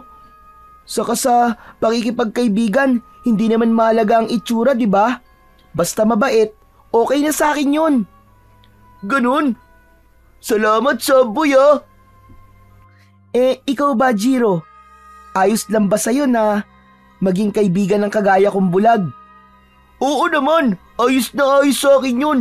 Kahit ano pa ang kapintasan mo, basta mabait ka. Gusto ko ring maging kaibigan ka. Salamat naman kung ganon, Jiro. Samboy, gusto mo ba mamasyal tayong dalawa? Maglakad-lakad tayo. Wag na, baka mahirapan ka lang eh. Kasi nga mabagal ako maglakad. Okay lang yun, Samboy. Tutulungan naman kita eh. Aakayin kita. Talaga? Oo. O ano, tara na. Humawa ka sa braso ko ah, para di ka mahirapang maglakad. Magkahawak kamay pa ang dalawang bata habang naglalakad. Gumala at umikot sila sa may kakahuyan. Masaya sila at ikinikwento pa ni Jiro ang mga nakikita nila habang naglalakad. Gustong-gusto naman yun ni Samboy dahil parang nakikita na rin niya ang kanilang dinadaanan. Ilang oras din na magkasamang naglalakad-lakad ang dalawang bata. Kaya na maghiwalay sila at bumalik na sa kani-kanilang bahay ay nasa mukha nila ang ngiti at kasiyahan. Napansin yun ng kanyang lolo Nilo. Aba, masaya yata ang apo ko ngayon. Saan ka ba galing ha? Sa may kakahuyan po, lolo. Tapos pumasyal po kami ng kaibigan ko. Sinamahan niya po ako maglakad-lakad. Si Kiko ba? Hindi po. Si Jiro po. Bago ko pong kaibigan. Naikwento ko na po siya sa inyo, lolo. Siya po yung tumulong po sa akin na merong ahas po na gustong tumuklaw sa akin. Ah, oo nga pala. Talagang ang napakabait ng kaibigan mong yun. Opo, lolo. Sobrang bait po niya. Kaya lang sabi niya, wala po siyang ganong kaibigan. Kasi nga po, kinakatakutan daw po siya ng ibang bata. Ano ka mo? Abay bakit naman? Dahil daw po sa itsura niya. Baka may diferensya sa mukha kaya ganon. Pero ang mahalaga naman ay mabait siya kahit ano pa ang kanyang itsura. Opo, lolo. Yun din nga po ang sinabi ko sa kanya kanina. Sa bahay naman ni Jiro ay nadiskubri ng kanyang ina na umalis siya. Kaya muli ay napagalitan na naman ang bata. Sinuway mo na naman ang bili namin sa'yo ng ama mo, Jiro. Ina, pumasyal lang po ako. Tapos nagkita po kami ng kaibigan ko. Anong sinabi mo? May kaibigan ka? Po, Kwan po. Yung kaibigan kong ibon dun po sa kahuyan. Huwag mo akong pinaglolokong bata ka, ha? May naging kaibigan ka? Opo, ina. Pero wag na po kayo magalit. Kasi po mabait naman po si Samboy eh. At hindi po siya natatakot sa akin.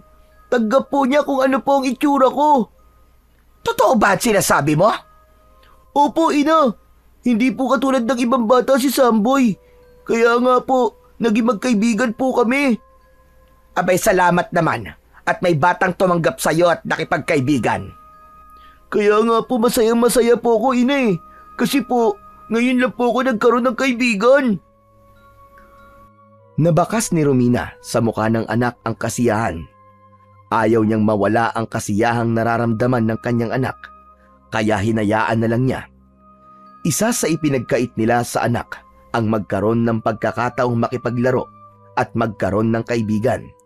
Subalit sa pagkakataong yun, ay hindi na muna niya pakikialaman.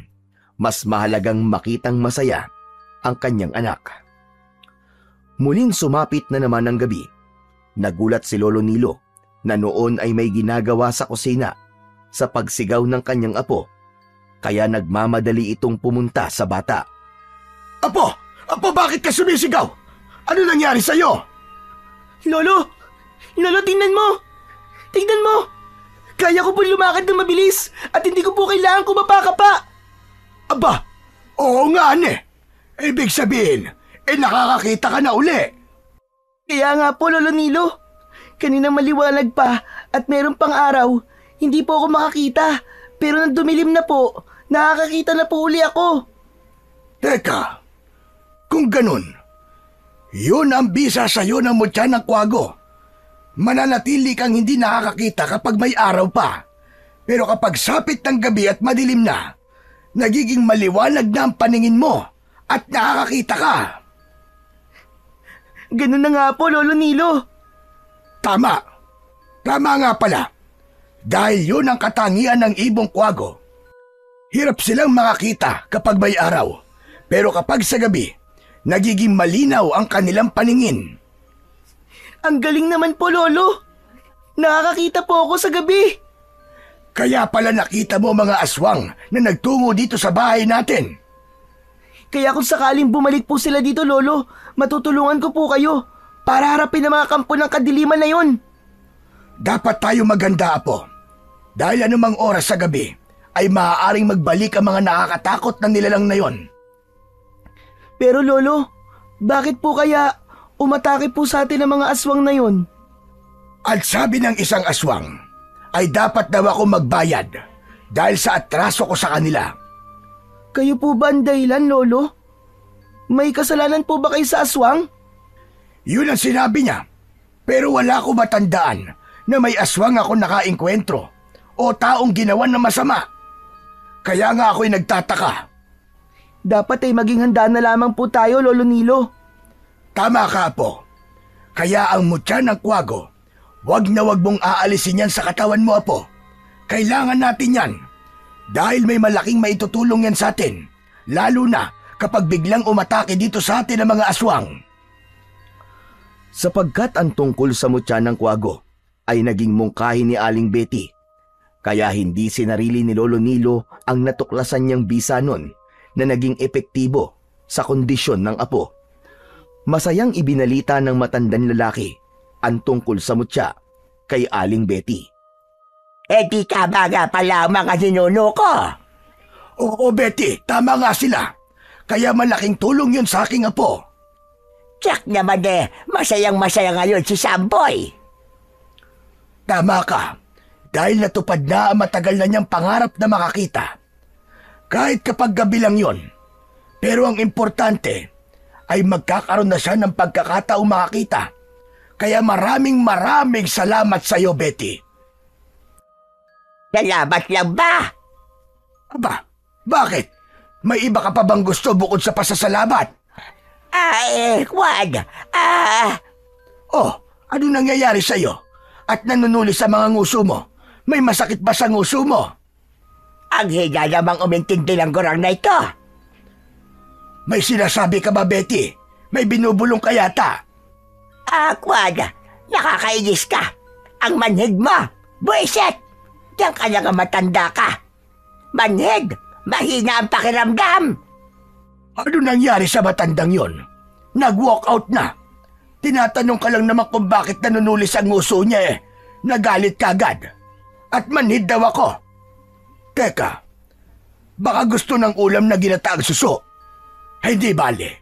Sa susunod na araw ay magluluto ako ng ginataang suso at bibigyan ko siya. Baka trip niyang sumipsip ng suso na ginataan. Samantala, dahil sa naging kabiguan ng mag-asawang Arsenio at Romina para gantihan at kunin si Lolo Nilo, ay minsan pang nagplano ang dalawa. Babalik tayo sa bahay na matandang yun, Romina. Kaya nga lang, malakas at hindi pangkaraniwan ang bagay na kumukontra sa atin. Tama ka. Naramdaman ko rin yun. Hindi umubran lakas natin bilang aswang kubot at aswang abwak para makaganti sa matandang yon. Kailangan natin makiusap sa espiritu ng pinuno ng mga aswang para dagdagan tayo ng lakas. Tama ka, Arsenio. Dahil kung hindi tayo makakaganti sa Nilo na yon at di natin makukuha ang dugo niya, baka mas malaking pinsala ang gawin niya sa ating lahi. Kaya nga hindi tayo dapat mag-aksaya ng panahon, Romina. Sa susunod na araw at pagbilog ng buwan, yun na rin ang tamang sandali upang lumapit tayo sa pinunong aswang para sa ating kahilingan. Kaya ng mga sumunod na gabi ay naghanda ang mag-asawa. Sa isang madilim na bahagi ng kanilang bahay ay gumawa sila ng isang ritual. Lalapit sila sa espiritu ng pinuno ng mga aswang para palakasin ang kanilang taglay na kapangyarihan at lakas laban sa enerhiyang nararamdaman nila nang magtungo sila sa bahay ni Lolo Nilo. Hindi yun kinakaya ng kanilang lakas. Ang tinutukoy ng mag-asawang aswang ay ang bisa na ipinaparamdam sa kanila ng mutya ng ibong kwago. Nagagawa nitong higitan ang lakas na taglay ng mag-asawang aswang. Hindi naman nabigo ang mag-asawa sa kanilang kahilingan sa espiritu ng pinuno ng mga aswang. Tinugon nun at ipinagkaloob ang kanilang nais. Kaya kasiyahan ang idinulot nun sa kanila. Ngayon, handa na tayo para humarap uli sa antingero. Ramdam na ramdam ko ang bagong lakas at karagdagang bisa ng ating kapangyarihan, Arsenio. Kaya alam kong hindi na tayo mabibigo pa, Romina. May paghihiganti ko na ang sinapit ng aking mga ninuno. At matutupad na rin ang inaasam-asam natin para sa anak nating si Jiro. Kaya sa susunod na gabi ay lalakad tayo para sa ating tagumpay. Ang ginawang ritual at mga pag-uusap ni na Arsenio at Romina ay hindi nila naikubli sa anak na si Jiro. Nakita nito ang lahat ng kanilang ikinilos at pinag-usapan, kaya naging palaisipan yun sa bata. Merong balak gawin sina ina at ama? Saka ano ba yung sinasabi nila na para daw sa akin? Di kaya yun ang pangako nila na gagawa sila ng paraan para mawala ang nakakatakot kong itsura? Isa sa inaasam at naipangako ng mga magulang ng bata na mawala ang sumpang nakakatakot nitong anyo. Tanging dugo ng antingero ang makakapagpabago nun.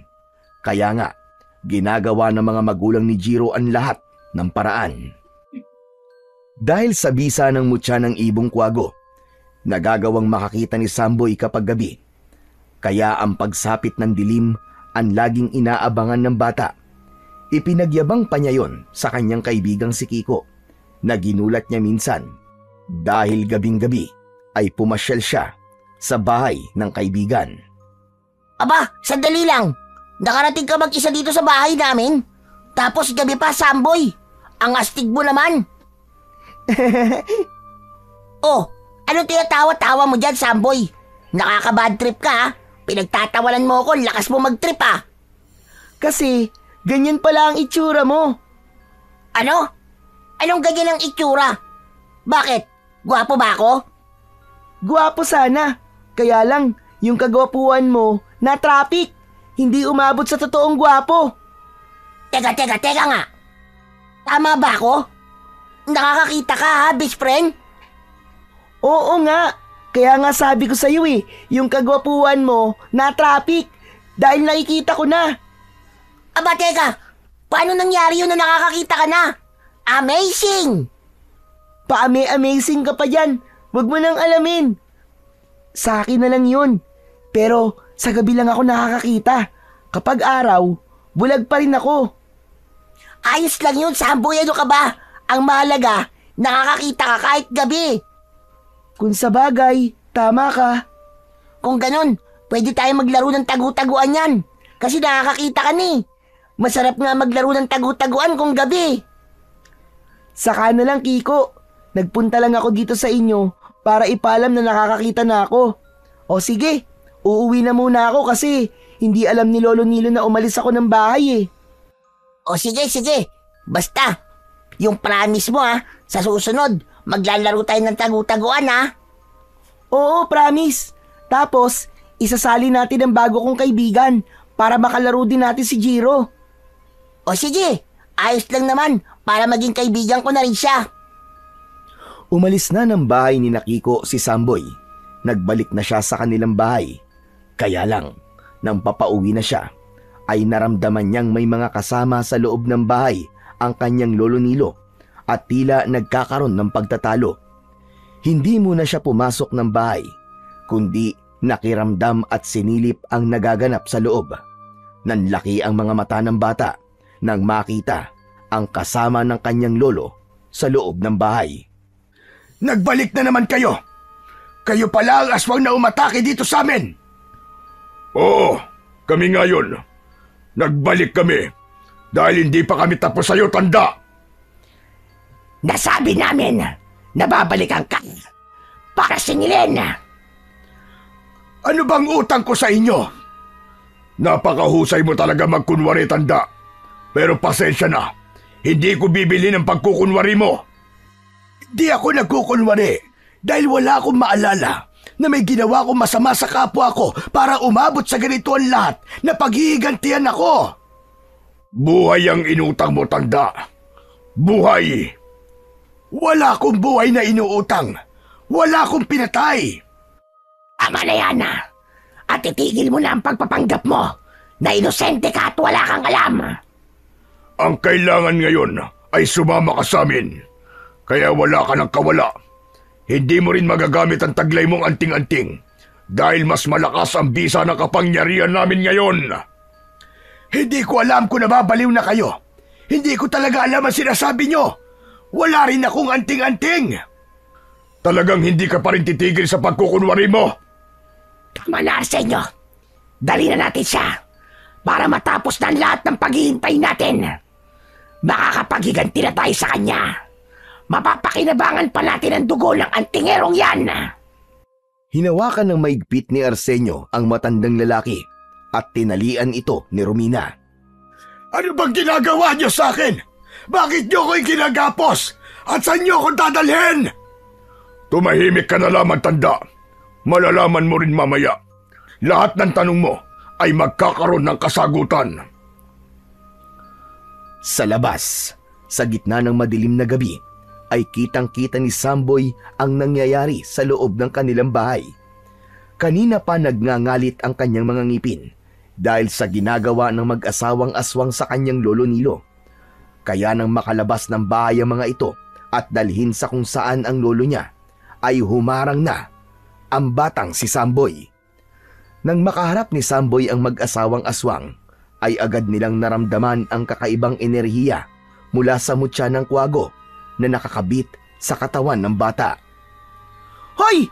Mga pangit na aswang! Saan niyo dadali ng lolo ko, Pakawalan niyo siya! Ang batang yan, sa kanya nagmumula ang kakaibang enerhiya na pumipigil sa atin, Romina.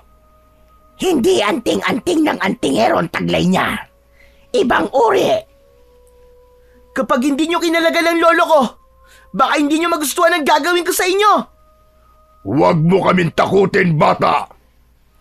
Hindi ang kagaya mong uhuging paslit lang ang pipigil sa aming mga plano! Agad na nagpalit ng anyo ang mag-asawa. Mas mabangis, mas nakakatakot. Kitang-kita rin niya kung paanong kaladkarin ng mga halimaw na yon ang kanyang lolo. Kanya-kanya ng atungal at angil ang dalawang aswang bilang paghahanda rin sa gagawing pag-atake ng mga ito kay Samboy. Tumabi naman bigla si Lolo Nilo na noon ay inalihan ng takot dahil sa mga halimaw na nasa kanyang harapan. Pero nagawa niyang palakasin ang loob ng kanyang apo. Samboy, apo! Huwag kang papayag na madaig ka ng mga halimaw na yan! Manalig ka sa Panginoon at sa bisa na ibinigay sa iyo ng mutya ng kwago. Wala kang anumang sandata, iyo, pero sapat na ang kamay at paa mo para gamitin mo laban sa mga halimaw na yan! Mula sa mutya na nakasabit sa katawan ni Samboy ay kumislap yun at sumabog ang maputlang asul na kulay na bumalot sa lugar na yon. Nakakagulat din ang pangyayari na nagkaroon ng pahaba at kurbang kuko ang mga kamay ni Samboy na katulad ng sa ibong kwago. Alam ng Mutya ang mga mangyayari kaya kumilos yun upang ganap na matulungan ang bata. Wala namang sinayang na sandali ang mag-asawang aswang. Buong tapang at lakas na inatake nila si Samboy. Hindi naman magpapatalo ang bata. Ginamit ng aswang kubot na si Romina ang kanyang mahahabang buhok na tila may buhay upang balutin si Samboy, habang nakahanda naman ang aswang na abwak na si Arsenio para sakmalin ang bata. Ang lakas ng mga aswang at ang bisa ng Mutya ng kwago ng mga sandaling yun ay tila magkapantay lamang. Lakas at patatagan ang labanan, ngunit isa man sa kanila ay hindi nagpapakita ng kahinaan. Nag-aalala si Lolo Nilo nang makita niya na tila nalalamangan ng 2 aswang ang kanyang apo. 2 aswang laban sa batang may taglay na Mutya ang labanan. Nagpatuloy sa tagisan ng lakas at bisa ng kapangyarihan ang mag-asawang aswang at si Samboy. Nais nilang ubusin ang kanika nilang lakas at matira ang matibay.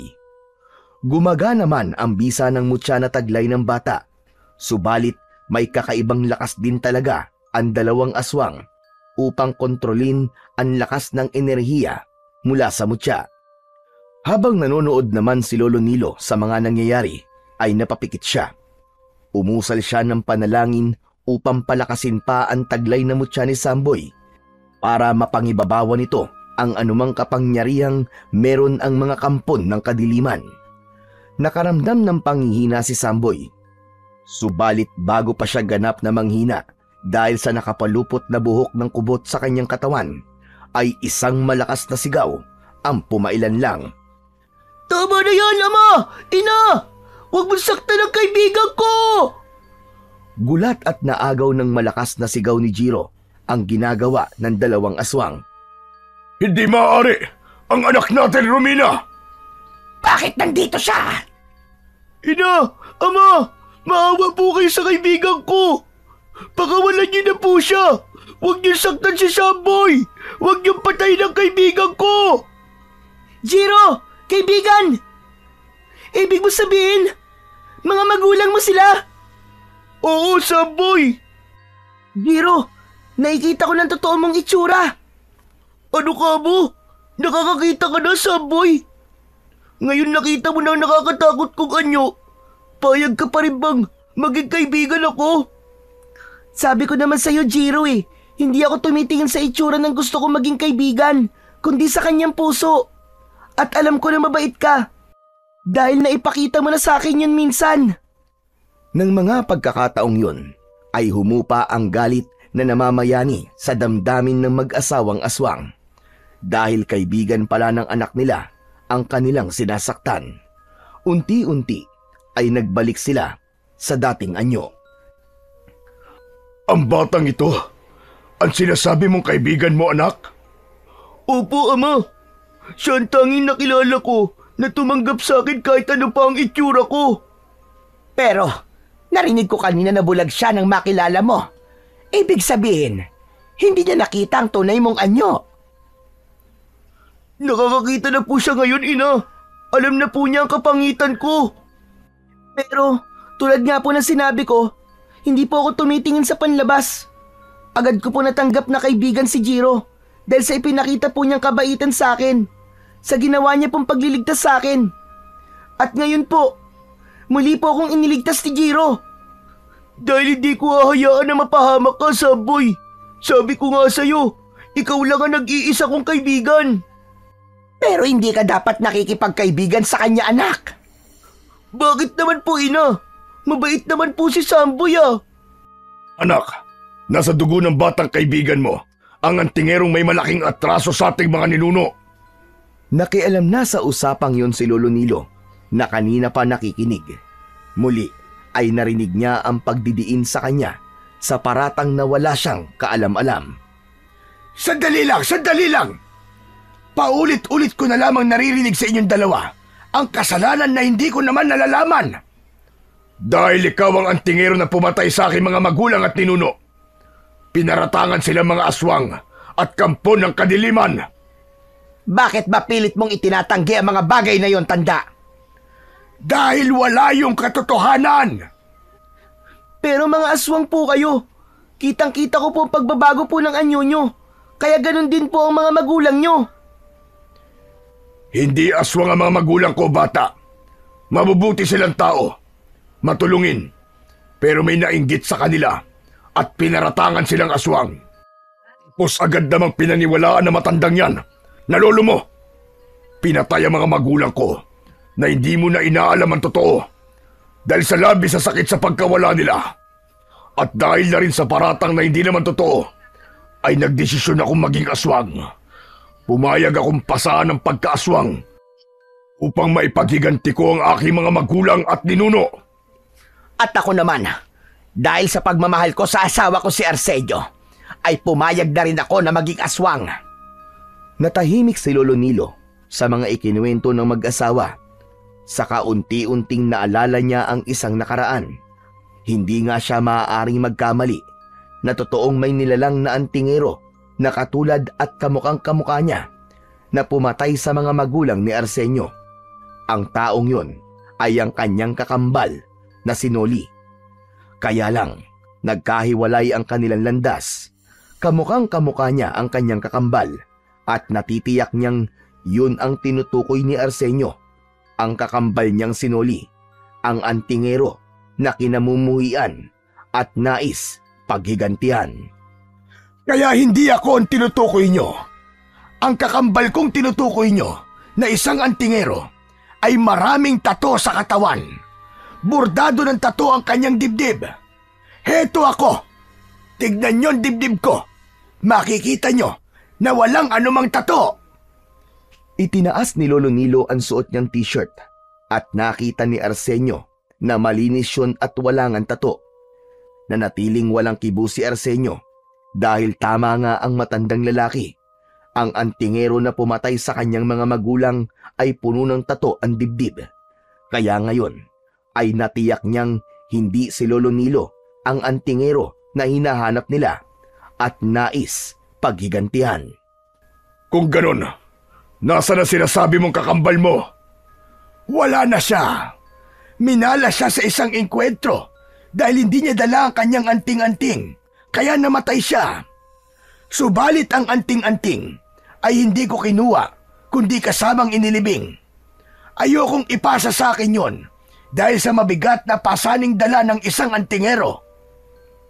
Kung ganon, nagkamali pala tayo, Arsenio. Maling tao ang nais nating paghigantihan.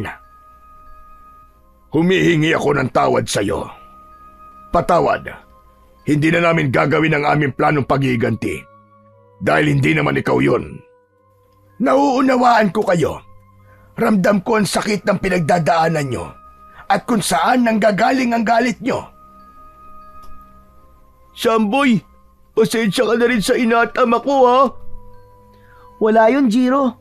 Naiintindihan ko na ang lahat. Humupa na ang matinding galit at emosyon na namamagitan sa mga pangyayari kanina lang. Nakita na ni na Arsenio at Romina ang kanilang mga pagkakamali. Kaya lang, biglang nakarinig sila ng kakaibang ingay. Tila may dumadaluhong na kung ano mula sa kadiliman. Gayon na lang ang pagkamangha ng lahat nang mula sa kadiliman ay may grupo ng mga aswang na dumating. Grupo ng mga aswang kubot at aswang abwak. Mabaging langit! Napakaraming aswang! Sinugod tayo ng mga kampo ng kadiliman! Hala! Saan galing ang mga yan, Lolo Nilo? Ama! Ina! Bakit may mga dumadating na aswang? Nagkatinginan sina Arsenio at Romina. Sila man ay naguguluhan sa pagdagsa ng mga aswang na kauri nila. Bakit grupong umatake ang mga yon? Bakit ganito, Arsenio? Ano bang nangyari? Hindi nagustuhan ng pinuno ng mga aswang ang pagbabago ng ating desisyon. Dahil yun sa ating nalaman, ang nais pa rin nila ay gawin natin ang nauna nating plano kung bakit tayo humingi ng dagdag na lakas sa espiritu ng pinuno ng mga aswang. Pero, Nalaman nating mali tayo. Kaya lang ay hindi natin mababawi ang ating ipinangako. Nagagamitin natin yon para gumanti at maggasik ng lagim. Yun ang hinahanap sa atin. Anong gagawin natin ngayon, Arsenio? Tayo ang puntirya nila. Sa atin sila gaganti. Wala tayong ibang gagawin kundi ang lumaban. Kundi papatayin nila tayo ng walang kalaban-laban. Tama ang naging kutob ni Arsenio. Silang mag-asawa nga ang sadya ng mga dumating na aswang. Sila ang nais parusahan at ipatikim sa kanila ang galit ng mga kauri nilang aswang. Dahil sa pagbabago ng kanilang desisyon, kaya wala silang nagawa kundi ang lumaban. Nakita naman ni Jiro ang pag-atake ng mga dumating na aswang sa kanyang mga magulang. Tama na yan! Huwag niyong patayin sila ina at ama! Maawa kayo sa kanila! Jiro! Ako naman ngayon ang tutulong sa'yo. Ako ang bahala sa mga magulang mo. Ako ang haharap sa mga aswang na yan. Apo! Mag-iingat ka! Nagmamadaling kumilos si Samboy. Batid niya na ang tanging maaasahan niya ay ang mutya ng kwago na kanyang taglay. Kaya kinuha niya yon at itinaas. Lumikha ng liwanag na tila asul. Dahil sa liwanag na yon ay tila nahirapang makakita ang mga aswang na umatake sa mag-asawa. Nangangapa sila at wari walang makita. Tila binulag ng liwanag ang mga mata ng aswang. Kaya sila ang naglaban at umatake sa kapwa aswang. Silang mga aswang ang nagpatayan at nagkagatan. Agad namang pinuntahan ni Jiro ang kanyang ina at ama upang ilayo sa mga aswang na inaatake ang isa't isa. Matindi ang sago pa ang nangyari hanggang pare-pareho silang tumimbuang na sugatan, kaya halos bumaha ng dugo sa lugar na yon. Nang ganap nang pumayapa ang mga pangyayari, ay naiwang buhay ang maglolong Nilo at Samboy, maging ang pamilya ni na Arsenio. Walang masamang nangyari sa kanila. Tapos na! Wala na ang mga salot na aswang! Minsan po, ay pinatunayan po ng mutya ang kanyang bisa para iligtas po tayo, Lolo Nilo. Hindi pa rin ako makapaniwala sa mga pangyayari. Paano na tayo ngayon yan, Arsenio? Hindi tayo napatay ng mga kauri natin. Pero natitiyak ko na may ibang hahanap sa atin. Sagot ko po kayo. Huwag po kayo mag-alala. Tutulungan at poprotektahan ko po kayo. Ina, ama, ayoko po maging katulad nila. Ayoko po maging aswang. Anak, tama ka. Kami man ang iyong ina ay nais ng iwan ng pagiging aswang. Pero hindi ko alam kung paano. Ang mutya ng kwago, marami siyang magagawa. Posibleng kaya niyang alisin ang espiritu ng kasamaan na nasa inyong pagkatao. Sana nga po, para makapamuhay na po kami ng normal katulad niyo. Dahil mahirap maging aswang, kaya nagsisisi na po kami sa aming maling desisyon. Patawad din sa'yo, anak, dahil hindi na namin magagawang baguhin pa ang itsura mo. Dahil sa maling paraan na itinuro sa amin upang gawin yon. Ayaw na namin maging masama pa, anak. Okay na po ako sa aking itsura, ina. Saka kahit ganito po ako, ay alam kong magkakaroon pa rin po ako ng mabait at totoong kaibigan. Siyempre naman, Jiro. Sabi ko nga sa'yo, hindi lahat tumitingin sa itsura, kundi sa ganda ng puso. Kaya ako, mananatili akong kaibigan mo. Lumipas pa ang mga buwan bago ganap na nawala ang pagiging aswang at pagiging alipin ng kadiliman ang pagkatao ni na Arsenio at Romina. Dahil yun sa mutya ng ibong kwago na hindi mabilang ang kakayahang taglay para makatulong at baguhin ang kapalaran ng isang tao upang mas maging mabuti. Sa ating mga buhay ay may nagagawa tayong mga maling desisyon. Subalit ang mahalaga ay ang hangarin natin na itama ito at talikuran upang makamit ang kagustuhang mabuhay ng may kapayapaan sa puso at katahimikan ng ating isipan.